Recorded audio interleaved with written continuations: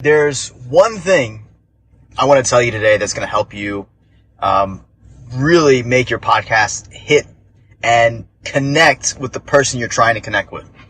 And it's a really simple tactic, and a lot of people use it in other marketing mediums, right? So even big box companies do this. Lots of other internet marketing channels do this.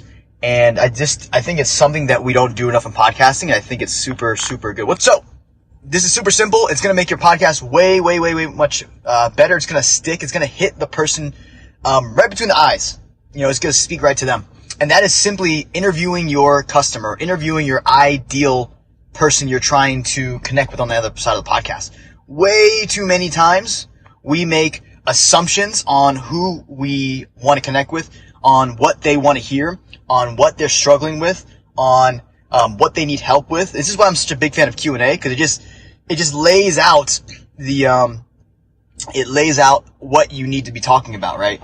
So it's really simple. You get on the phone with your ideal customer, you get on the phone with whoever you're trying to speak to, and you simply ask them questions about what they're struggling with, what they need help with, what are the problems, what keeps them up at night.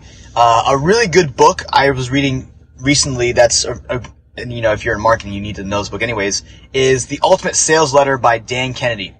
And in there, he's got a bunch of questions that you use when you're laying the foundation for your sales copy. And honest to God, you can take those questions and you can, before you launch your podcast, ask the people on your email list or whatever, on social media, what they're struggling with. And your podcast will be that much more personal. It'll be that much more harder for them to find another solution, because you've spoken so well to them, and they're like, wow, this is for me.